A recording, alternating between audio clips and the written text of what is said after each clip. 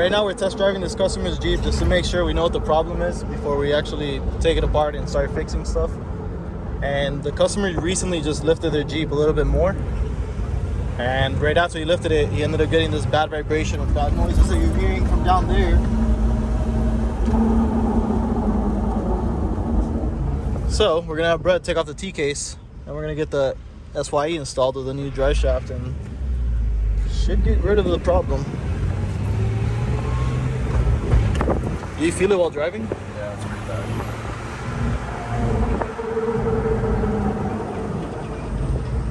Let's turn here.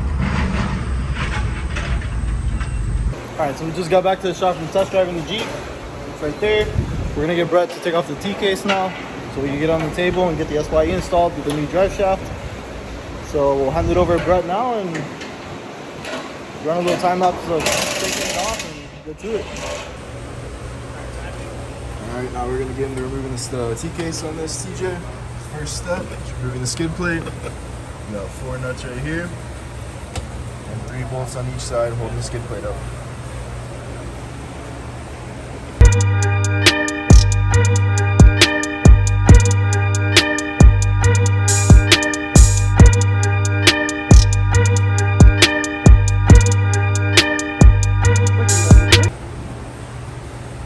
Forgot to tell you guys, make sure you support the transfer case and the transmission before you do this, or else it's all going to fall on top of you. And next step, we're going to remove this linkage up here, your T-case linkage, and then we're going to have 6 9/16 bolts on the back of the T-case. You can see one right here. Alright, let's get it.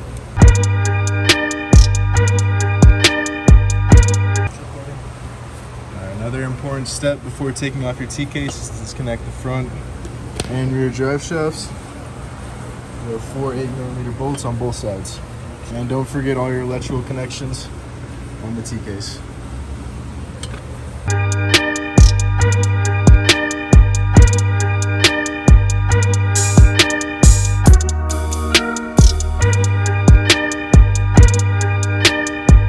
But you haven't finished it.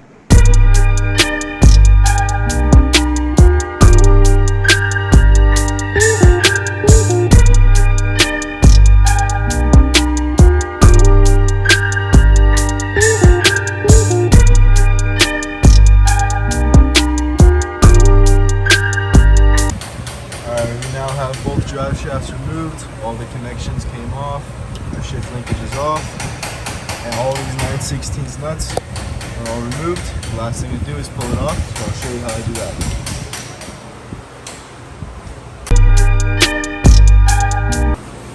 Alright, so once you get your T-case out, you're going to get it on the table, or you could even do it on the floor. We got to get the rubber bushing off, get the balancer off, and then there's a snap ring behind it. Take out the speedo sensor, take out the other half, and then we're going to take out a couple of these bolts to get it all completed. Separate the half, and then we're going to go into the install of the main shaft and swapping over the yokes and all that good stuff. So we'll throw a time lapse, leave it up to Brett, and we'll get to it when there's some important details.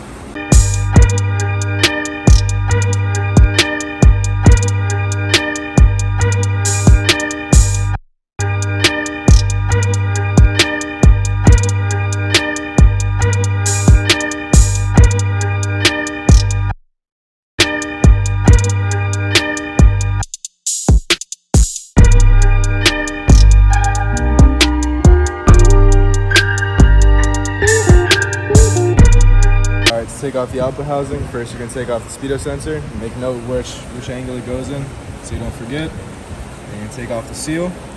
And now we're going to take off the snap ring in here. Best tool we're here to use, these snap ring pliers.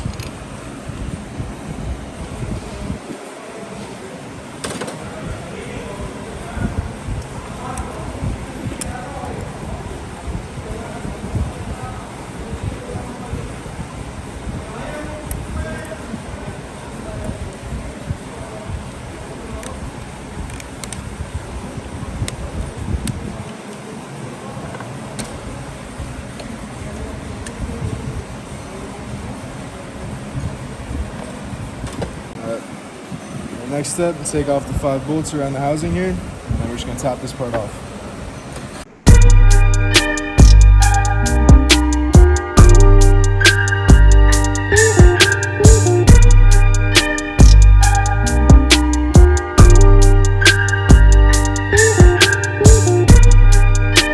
got the output shaft housing off, you're gonna remove the oil pump.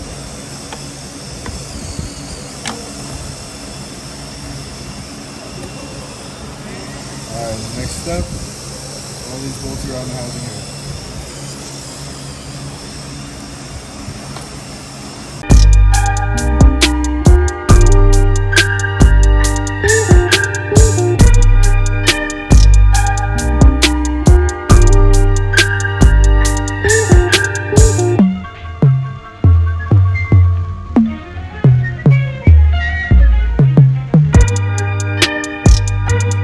Half of the housing off, you're just going to grab the two shafts here, pull them out together with the chain still attached, just like that.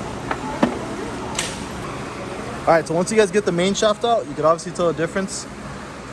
This is a lot thicker, here's going to be a lot stronger, and then we're getting rid of the slip yoke portion and adding a spline end right here so we could bolt on a new yoke. What we're going to do is take out a snap ring from here, take out these three pieces and put it on in the same direction on the new one, and then from there, just put it all back together, seal it up, and it's ready to go for installation back into the Jeep.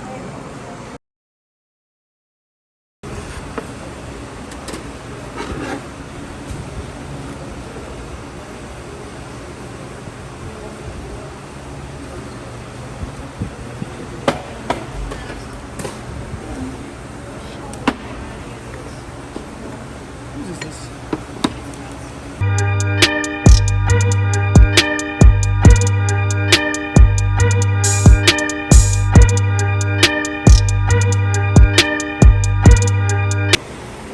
Once you get RTV on that, you're just gonna get a good amount. You don't want to open this up later on because of the stupid leak. And you're just gonna get the case half on it, look up your torque specs for all the bolts, and just bolt it up together. Alright, so once you get that case half back on, you're gonna bolt on the bolts. Don't forget the 12 point goes there. And then the rest of them are pretty much the same. Make sure the oil pump is still connected to the little tube that's down there. And then once you get all that back together,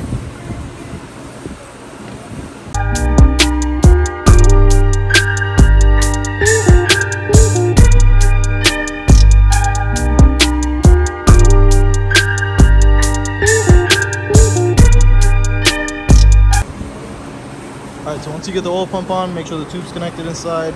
It's RTV'd. You can run down the bolt with a wrench or electric ratchet, whatever you want to use. Very important, you torque these, don't go crazy tightening them. This is aluminum and it can crack. If you crack this, you're going to have to get a new housing. It's going to cost you a lot of money for no reason. And then once we get those torqued down, we can get this sealed up and cleaned and sealed up again. Get those bolted on with the new half, rear half right here. Put the new speedo, we'll put the yoke, put the new seal. And then obviously don't forget to put the new speedo sensor. It's gonna go right there with two snap rings. And then we're just pretty much just putting it back together and then get it back into the Jeep the same way you took it out. And then we'll get a test drive again.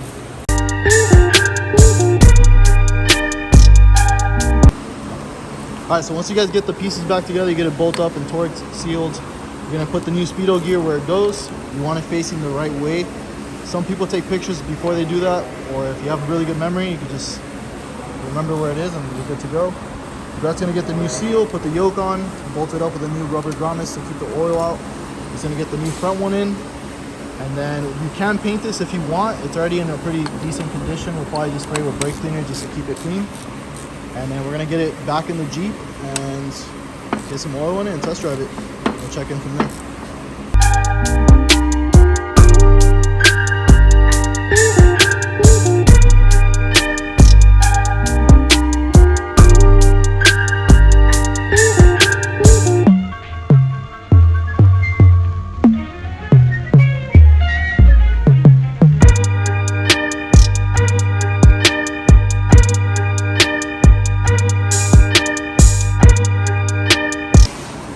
Alright, so Brett finally finished getting it all wrapped up. He's got the yokes on, he's got the speedo gear on, rear yokes on, all the hats are put together, all the bolts are marked after we torque them so we know if anything moves during preventative maintenance. So now it's just getting the transfer case back in the Jeep and oiled and ready to go for a test drive.